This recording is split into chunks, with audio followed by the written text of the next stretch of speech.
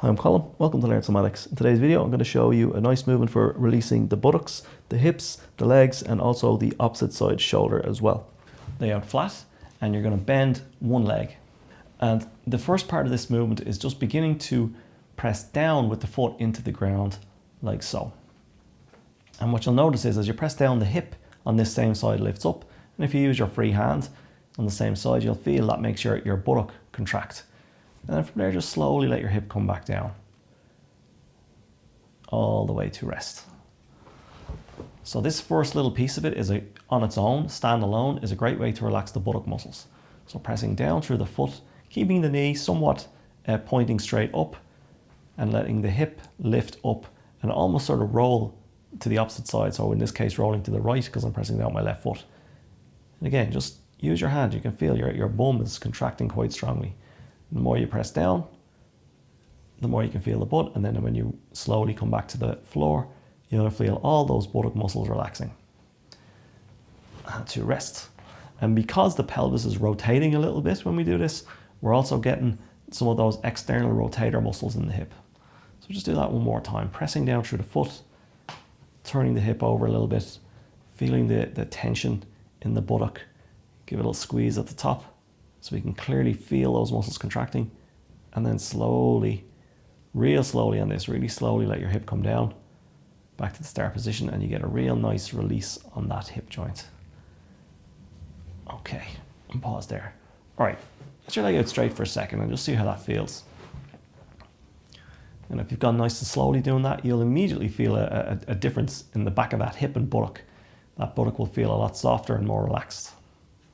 Okay, so bring that leg to bent again and take your opposite arm, in this case my right arm, and reach it along the floor but above your head like so.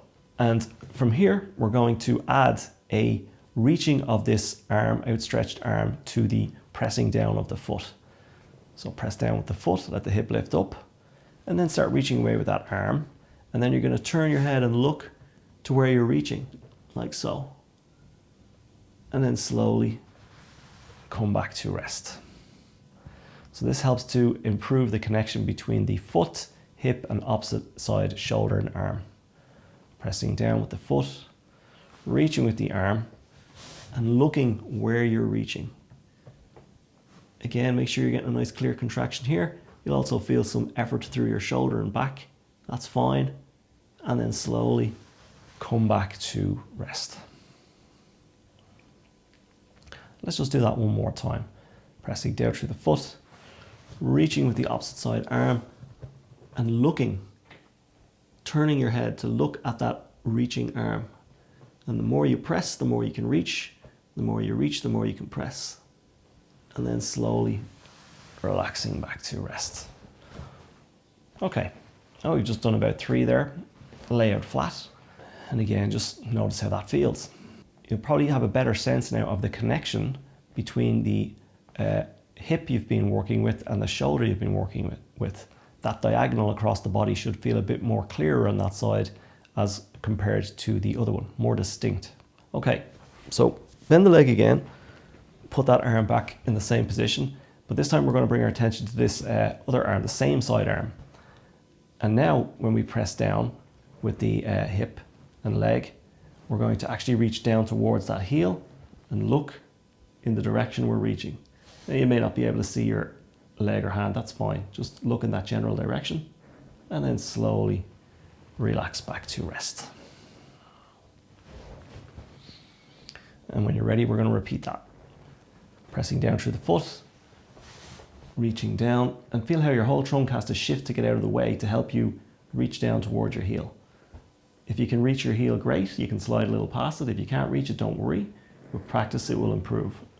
And then slowly relax to rest. And we're going to do that one more time. Pressing through the foot, lifting the hip, reaching down towards the heel, or in that direction. Getting a nice shortening on this same side, waist and back. And then slowly back to rest. Okay. Again, just take a moment to check in with that and see how it feels.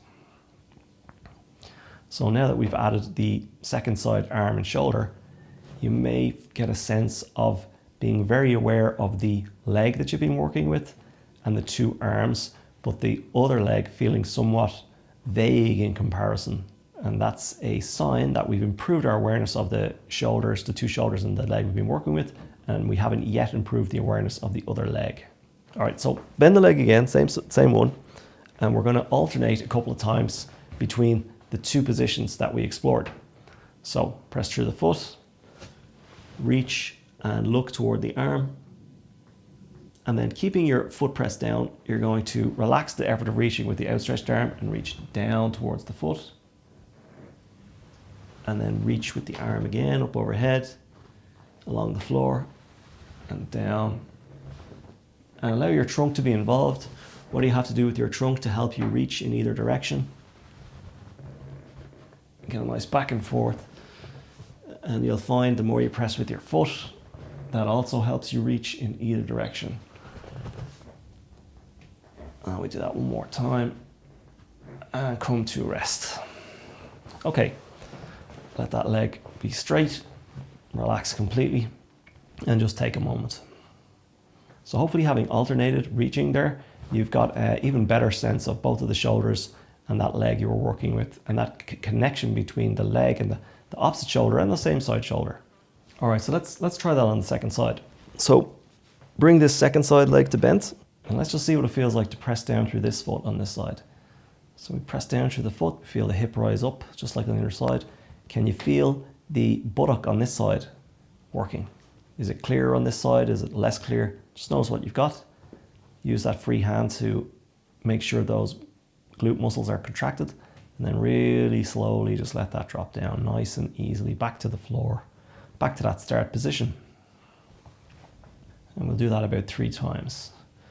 The knee stays pointed pretty much up in the air, and the turnover of the hip to the second side will allow you to get a good clear contraction on the glutes and those smaller glute muscles and hip muscles, and then slowly come on down back to the floor, like so. And we do that one more time, pressing through the foot, through the entirety of your foot. Nice strong contraction through the glutes, and a nice clear release. Really useful movement just on its own even. And then slowly back to rest. Okay, let that leg be straight. Okay, yep, and that's already starting to feel more comfortable and softer. All right, so we know we can use the hip on that side. We've got a good pandiculation. We're going to reach the opposite side arm up along the floor, and we're going to put those two movements together just like we did on the first side. We're going to press down through that hip. We're going to reach and look with the opposite arm, and then slowly relax.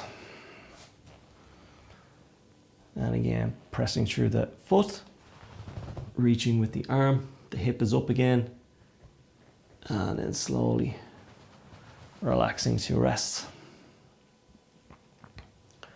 And then one final time, pressing down through the foot, engaging the hip, reaching with the arm, looking where we're reaching, feeling how the entire body is involved, and then slowly relaxing back to rest. All right, let's look with the other arm now. So the arm that's down by our side, as we press through the foot, we're going to reach down toward our heel in that general direction, and then slowly relax. And you might find either it's harder or easier to reach your heel on this side. Pressing down again, sliding that arm down, getting your rib trunk out of the way, and then actually if you think about doing that, like as your hip is up, move your ribs out of the way, all of a sudden you'll find your heel is there, and then slowly relax to rest. So there's a nice twisting and lengthening element to this.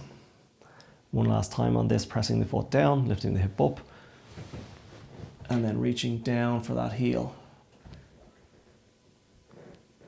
And then slowly back to rest. Okay, now let's just do 3 times where we're going to alternate between reaching high and reaching low. So when we do this, we press down, the hip comes up, then we reach up in this direction with the arm reaching over the head, and we keep the hip elevated, keep pressure through the foot as we reach down towards the heel, back up, back down. Let's just go back and forth so we can feel the relationship between the two positions and how they relate to that hip and leg.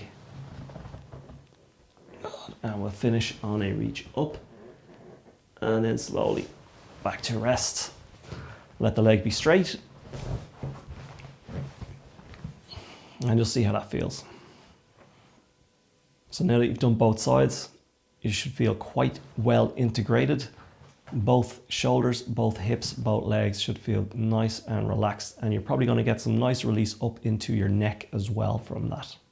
So that's a great movement to free up the entire body. Doesn't take too long. Really helps to coordinate and integrate the legs with the trunk as well. Hope you found that useful. If you've got any questions, drop them in the comments. Don't forget to like, comment and subscribe, and I'll see you next time. Thanks for watching.